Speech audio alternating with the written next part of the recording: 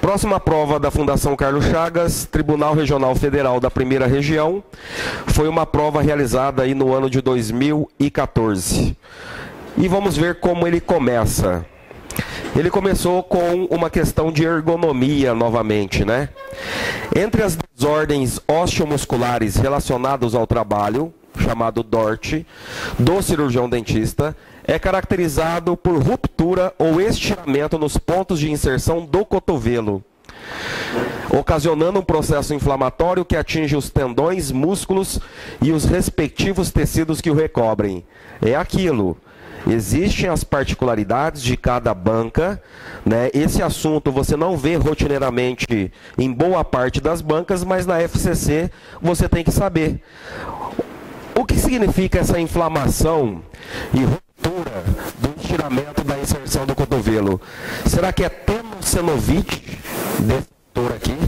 Será que é tendinite supraespinhoso? Será que é síndrome do túnel do carpo? Será que é síndrome miofascial? Ou será que é epicondilite? Alguém se arrisca? Isso aqui tem um termo específico, né? Quando ocorre toda essa situação de ruptura ou estiramento nos pontos de inserção do cotovelo, muitas vezes isso se deve ao uso excessivo das articulações. Isso tem um nome específico, segundo a literatura, chamado de epicondilite. Então, no próximo slide, eu já fiz um levantamento e um resumo para vocês das principais desordens osteomusculares relatados aí na literatura e de interesse para concurso. Assim, nos concursos para clínico geral, excetuando aí, que é uma particularidade da FCC, talvez isso aqui eu vejo com uma intensidade um pouquinho maior. Síndrome do túnel do carpo. Né? Isso eu já vi em provas de clínico geral, esse assunto. O que é a síndrome do túnel do carpo? É uma neuropatia de origem compressiva e isso acaba afetando todas as regiões, né, inervadas por esse nervo aqui, né, e por isso que ele é chamado síndrome do túnel do carpo. Aí o resto acaba sendo uma particularidade para a FCC. Tá aqui o que é a tenocenovite. É uma inflamação dos tendões e bainhas sinoviais dos tendões da borda radial, ou seja, é específico para essa região, tá? Lá na região do polegar, ou mais especificamente do punho. Epicondilite lateral. Trata-se de uma inflamação dos tendões do cotovelo, muito comum em quem realiza movimentos repetitivos com o punho e os dedos. Essa foi a resposta daquela questão, dessa primeira questão do TRF. Aí depois eu coloquei síndrome do desfiladeiro torácico, é a compressão do feixe vascular, artéria e veia, que vai para o membro superior devido às alterações posturais ou anatômicas, ou seja, segundo os livros de ergonomia, os cirurgiões dentistas eles estão sujeitos a todas essas situações. E servobraquialgia é uma dor de origem neurológica causada por uma inflamação na origem ou no trajeto do nervo. Isso reflete em dor, fraqueza, parestesia no pescoço ou irradiada para o membro superior. Então está aqui, já nesse slide, eu peguei as principais patologias relacionadas aí às desordens osteomusculares e já coloquei aqui para você agregar mais um conhecimento, né, nessa caminhada de concurso. Então aqui não tem muito o que explicar, simplesmente passar a definição, o que acaba sendo, e é aquilo, voltando aqui, não é qualquer um que vai para uma prova de uma FCC despreparado e consegue responder essa questão, né? Não é qualquer um. É aquilo que eu falo, é traçar o perfil da banca. Gosta de cobrar ergonomia? Vamos estudar ergonomia, senão a casa vai cair, né? Me parece, se não me falha a memória, teve um concurso da FCC agora, do Ministério Público da Paraíba, acho que foi da Paraíba, em João Pessoa, né? Não, Paraíba, João Pessoa, não. Paraíba, João Pessoa, né? Tá certo. Paraíba, João Pessoa, onde caiu muitos tópicos aquém da odontologia. Mas depois eu falo aí o que foi mais cobrado aí. Mas foi um concurso, assim, atípico e anormal. Esse do Ministério Público da Paraíba. Bom, vamos adiante. E para finalizar, a segunda questão de ergonomia, acredito eu que essa questão alguns já ouviram falar, né? Para uma carga horária de 8 horas diárias, qual é o nível máximo de ruído que o profissional pode ser submetido segundo as legislações específicas? De acordo com a NR15 da legislação brasileira, que discorre sobre as atividades e operações insalubres, o valor limite de tolerância para o ruído contínuo ou intermitente que o CD pode se expor diariamente por um período de trabalho de 8 horas é de quanto? Quem se lembra disso aqui? 85, 90, 95, 100 e 105. Eu me lembro muito bem da minha época de concurseiro de deparar com essa questão, né? Existe uma legislação federal e também existe essa NR número 15 que fala para um período de trabalho de 8 horas diárias o valor não pode exceder 85 decibéis, tá? Aí no próximo slide eu coloquei a tabela que consta nessa NR. De acordo com o valor de decibéis, de acordo com decibéis, nós temos uma carga horária máxima permitido para que esses ruídos não causem nenhum problema, né, na audição dos profissionais. Olha esse aqui, né? Vou arranjar um emprego disso aqui. 115 decibéis, 7 minutos por dia. Né? Vamos arranjar um emprego disso aqui. Né? Você vai trabalhar 7 minutos por dia se você está submetido a um ruído de 115 decibéis. Mas, logicamente, existem muitos empregos e muitos trabalhos que superam esses 115. E o caboclo não trabalha só 7 minutos por dia, em hipótese alguma, né? Mas existe esse trabalho, existe essa lógica, sendo que para nós dentistas, né, mais ou menos 8 horas, ou seja, na verdade não para nós dentistas, para qualquer profissional, quer seja da área da saúde ou não da área da saúde, quando submetido até 85 decibéis, segundo a legislação federal, ele não pode ter uma carga horária maior que 8 horas diárias. E nós sabemos que o grande vilão dentro do consultório odontológico acaba sendo alta rotação. É claro que esses dispositivos, com o tempo, eles vêm sendo melhorados. Se você pegar um alta rotação há 20 anos atrás e um atual, você vai observar que houve um certo decréscimo em relação ao ruído. Mas ainda é um grande vilão dentro do consultório odontológico, assim também como o compressor de ar. Existem legislações específicas em relação a onde você deve posicionar o compressor de ar, né? E qual é a estrutura que ela deve ficar para diminuir aí ou minimizar o ruído dentro do consultório odontológico. E essas foram as duas questões aí relacionadas ao assunto de ergonomia. A ampola de vidro do anestésico que foi utilizado no atendimento odontológico deve ser descartada segundo o gerenciamento dos resíduos de serviços de saúde da Agência Nacional de Vigilância Sanitária como resíduo o quê? Aqui, mesmo que você não lembra muito, mas vai por bom senso, né? Aquele tubete de vidro, ele deve ser descartado como um resíduo biológico, um resíduo químico, um resíduo radioativo, um resíduo comum ou um resíduo escarificante. Parece fácil, mas eu acho que está pairando algumas dúvidas aí, né? O que vocês responderiam nesse tubete de vidro? Ele deve ser descartado como material ou como resíduo que? Biológico, será que ele está contaminado? Químico, porque ele tem substância química no interior? Radioativo? Comum ou escarificante? Porque esse silêncio e essa cara estão com sono? E aí? O que vocês colocariam aqui nessa questão? E na sequência, eu vou passar para vocês e relembrar com vocês como são classificados os resíduos no consultório odontológico. Segundo essa resolução, o lixo ele pode ser classificado em classe A, classe B, classe C, classe D e classe E.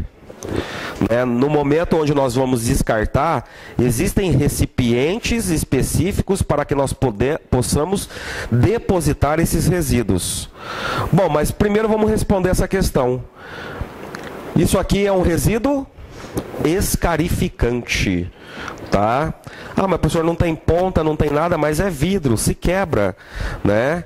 Isso aqui é classificado, segundo a RSS, como resíduo escarificante, que tem o potencial em algum momento de perfurar, cortar ou alguma coisa nesse sentido, porque ele foi muito bem claro. De vidro, diga.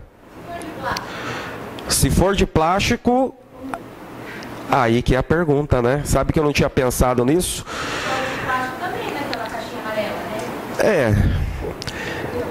Por natureza a gente acaba jogando, né? Mas eu vou procurar saber. Porque aqui escarificante talvez no sentido de perfurar, cortar, se quebrar, alguma coisa nesse sentido, né? Mas boa pergunta. Onde que... Eu sei que esses tubetes de plástico a gente acaba descartando ali também, né, dentro daquele recipiente rígido à punctura, né, que existe aquela caixa de papelão. Vou procurar saber. Mas complementando essa questão, segundo a RDC 306, os resíduos gerados dentro do consultório odontológico, eles podem ser classificados como grupo A, grupo B, grupo C, grupo D, não coloquei aqui, mas se você quiser colocar grupo D, é o lixo comum, tá? O grupo D é o lixo comum. E o grupo E, que é o resíduo pérfuro cortante. Então, é bom você memorizar isso aqui. Grupo A é infectante, tá? O grupo A é resíduo infectante. O grupo B, aqui acaba sendo identificado pelo substância de acordo com químico, substância química. Então, é risco químico o grupo B. O grupo C é radioativo. O grupo D é o lixo comum. E o grupo E é o resíduo pérfuro cortante. Então é bom também memorizar, né, essa resolução 306, porque de vez em quando cai em algumas bancas esse tipo de assunto. Ok? Então, voltando aí para finalizar essa questão, ampola de vidro é classificado como instrumental escarificante, e nunca se esqueça que, segundo a RDC 306, existe uma forma específica de se classificar os resíduos gerados dentro do consultório odontológico. E é dessa forma, seja técnico. Grupo A, infectante. Grupo B, químico. Grupo C, radioativo. Grupo D, que eu não coloquei aqui, mas é o lixo comum. E grupo E é o pérfuro cortante. Memoriza dessa forma e está mais do que suficiente. Uma vez, eu não lembro em que curso que foi, mas me deram uma ideia para memorizar isso aqui. Deixa eu ver se eu lembro como ele colocou.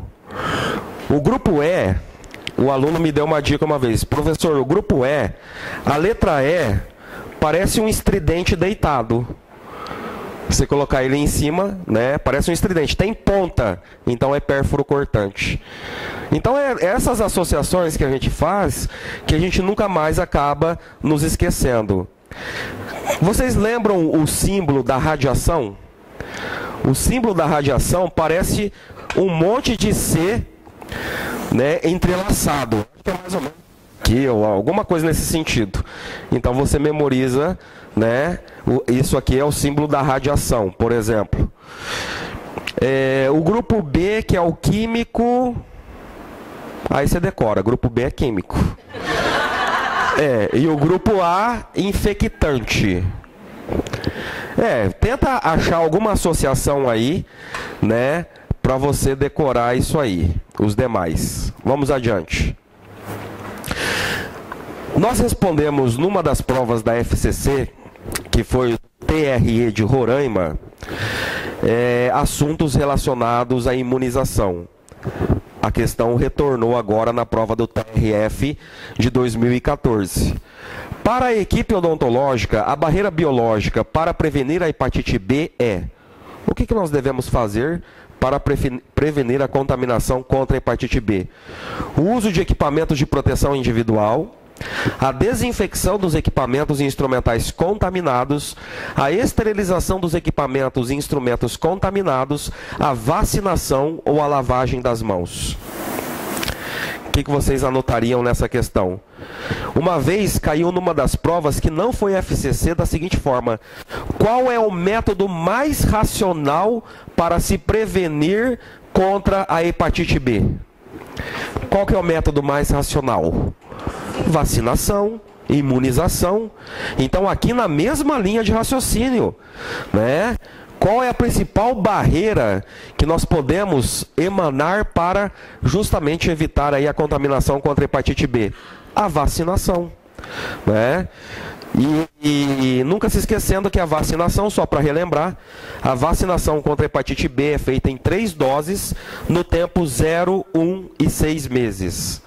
E da hepatite A são 2 doses no tempo 0, 6 meses, como nós já vimos aí em outras discussões.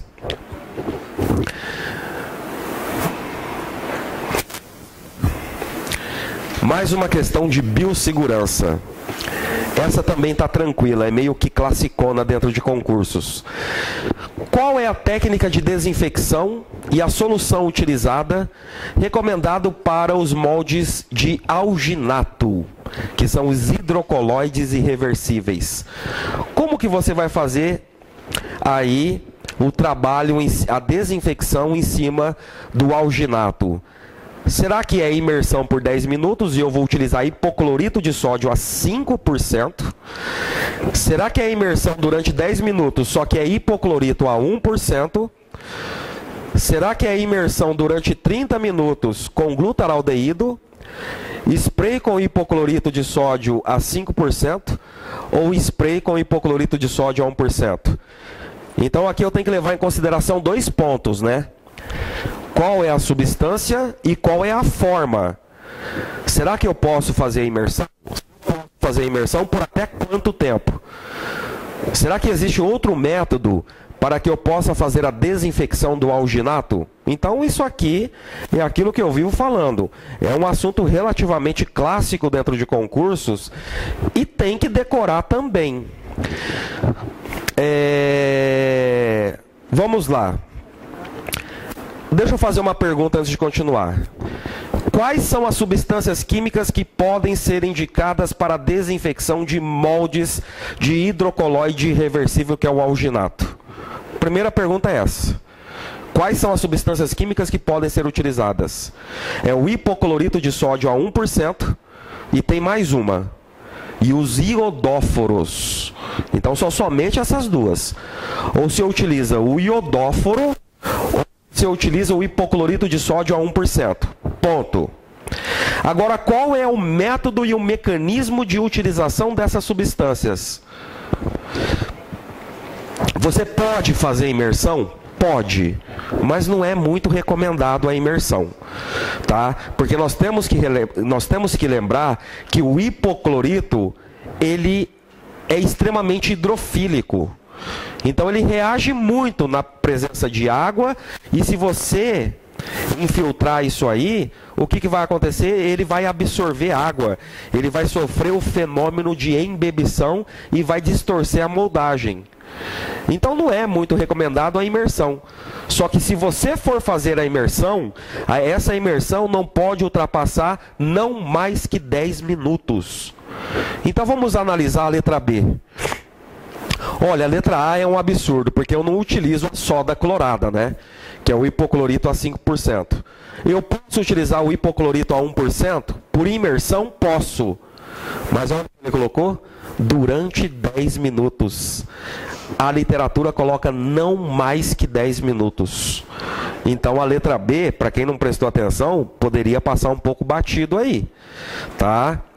Imersão durante 30 minutos com glutaraldeído a 2%? Não, glutaraldeído para o alginato não é recomendado, tá? Aí depois sobrou a letra D e a letra E. Eu posso fazer o borrifamento, eu posso utilizar o spray, né? Só que na letra D ele colocou a soda clorada novamente. E nós sabemos que nós devemos fazer com hipoclorito de sódio a 1%, que também é conhecido como solução de Milton, né? Hipoclorito a 1% é solução de Milton e fazendo o borrifamento. Então, a resposta correta dessa questão só pode ser letra E. E nos próximos 2 slides eu já coloquei a tabela para vocês, né? Vou chamar a atenção aqui de alguns pontos que eu acho importantes. Vamos pegar somente os materiais de moldagem, né, que nós mais utilizamos. Vamos pegar de alginato para cima. O hidrocoloide reversível, que é o agar-agar, quase não se utiliza, mas ele é um hidrocoloide reversível. Esse aqui de baixo. Vamos pegar do alginato para cima. Gesso pode ser utilizado para moldagem? Pode, mas não é muito praticado nos dias de hoje. O que nós mais utilizamos são os alginatos, que são os hidrocoloides irreversíveis, e os elastômeros, daqui para cima. Então esquece o resto. Dá uma olhada na substância química primeiro. Isso aqui não é difícil decorar. Então esquece daqui para baixo. Só daqui para cima. Dá uma olhada em todos os elastômeros de poliéster para cima. É tudo glutaraldeído, à exceção do poliéster. Então decora dessa forma, né? À exceção do poliéster, que é hipoclorito a 1%. Todos os demais é glutaraldeído ácido a 2%. Agora, independentemente, todos os elastômeros, a técnica é imersão por 10 minutos. Pronto, você já decorou todos os elastômeros. Só tomar cuidado com o tal do poliéster, que você não vai utilizar glutaraldeído ácido, e sim hipoclorito a 1%. É o único que tem de diferente aí. Agora, partindo para o alginato, existe uma particularidade. Ou eu utilizo o hipoclorito a 1%, ou os iodóforos. Técnica de desinfecção. Aspersão, eu vou fazer o borrifamento ou o spray, ou imersão por um tempo mínimo. A literatura coloca não mais que 10 minutos. E lá na alternativa B, ele colocou por 10 minutos o tempo de imersão. Ok? Aqui é não mais que 10 minutos. Não mais que 10 minutos não chega a 10 minutos. Ah, quanto tempo que eu vou colocar? Não sei. Aqui na literatura ele coloca não mais que 10 minutos. Mas o mais indicado seria a aspersão ou spray ou borrifamento. Ok? Diga. Mais que 10 minutos? 10 minutos pode ser considerado? Não, né? Não. Isso é o limite. Não mais que 10 minutos. Não mais que 10 minutos? Pode ser 10. Mas aqui,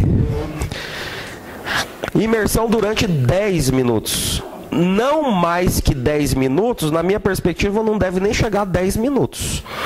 Eu interpreto desse jeito. Que não deve nem chegar a 10 minutos. Então, por isso que aqui não teve recurso, o gabarito oficial continuou, letra E, né? Porque imersão durante 10 minutos, na minha perspectiva, seria isso aqui, ó. Isso aqui seria 10 minutos, 10 minutos, 10 minutos, 10 minutos. Ele quis dizer nesse sentido. Aqui é não mais que 10 minutos. Ok? Um tempo não superior a 10 minutos. Menor que 10. Não. Eu vou ser sincero, pela experiência que eu tenho em concurso, eu consegui compreender baseado nisso aqui. Baseado na forma como ele coloca essa tabela. E depois você dá uma olhada nos demais materiais, ó. Prótese fixa, pasta de óxido de zinco e eugenol, registro em cera. Esses aqui são menos frequentes, mas podem ser cobrados em algum momento as formas de desinfecção. Então é aquilo que eu falo. E volto a insistir aqui para vocês. Todos aqui de Campinas estão persistindo num concurso futuro da cidade. E concurseiro, ele tem a mania de deixar para decorar tudo tudo na última hora. Ele não tem aquela persistência de falar, hoje eu vou estudar isso, eu vou memorizar e jogar isso dentro da minha cabeça. Concurseiro não tem esse perfil. Concurseiro, vírgula, né? Existem concurseiros e concurseiros, né? Aqueles que se sobressaem, geralmente são aqueles que vão fazendo um trabalho lento, gradual, sem desespero nenhum, né? Quando eu dou cursos de longa duração, isso eu tenho experiência. Eu dou curso, por exemplo, lá em Goiânia, lá em Brasília, eu já dei cursos extensivos de 15 dias de duração. Fora esses 15 dias, eu dei mais 15 dias de graça para os alunos. Eu marcava aulas extras. Eu marcava e ia, né? Para esses alunos. Eu fiz isso em Brasília, eu fiz isso em Goiânia, porque mais lá também eu estava com 500, 600 alunos, né? Então marcar mais 15 dias para mim não fazia tanta diferença. E também porque eu gosto, se eu puder ajudar eu ajudo. Pois bem, aí o que eu comecei a observar nesses cursos? O aluno sentava de uma forma passiva, né? O aluno sentava de uma forma passiva na sala de aula, só querendo absorver, ouvindo e repetição. Eu explicava uma coisa numa aula, na outra aula eu perguntava, os alunos não tinham memorizado. Então esse é o grande problema, na minha perspectiva, em relação à persistência dentro de concurso. É ir decorando as coisas de uma forma lenta e gradual, e quem deixa para a última hora acaba se comprometendo. Então é aquilo que eu falo, tire o conhecimento do papel e já vá colocando dentro da sua mente. Eu sei um pouquinho de concurso. Eu passei 8 anos da minha vida prestando concursos e faz 9 anos que eu dou curso. Eu entendo um pouquinho de tudo eu entendo. E vocês acham que eu gravei e memorizei tudo isso de que forma? Persistência, né? A gente vai falando e por persistência a gente vai agregando. Então, tire aquela preguiça e tenta jogar as informações do papel para a cabeça o mais rápido possível e não deixe as coisas acumularem. Deixa eu só fazer uma pausa aqui. Quem pretende almoçar aqui, hoje vão fazer almoço exclusivo para a gente. Picanha ao alho, filé mignon com... O que você está dando risada aí, moça? Quem pretende almoçar aqui, ela precisa fazer um levantamento. Será só para nós. 1, 2, 3, 4, 5, 6, 7, 8, 9, 10, 11, 12, 13. Aqui na frente, 14. 15 comigo, moça. Picanha com alho, o que mais? Maminha com queijo. Sorvete de sobremesa. Bom, gente, então vamos lá. Então fica aí o meu recado em relação a isso aqui. Porque para quem já assistiu o meu curso, isso aqui eu já passei. Era para saber responder isso aqui sem titubear. Ok? Vamos adiante.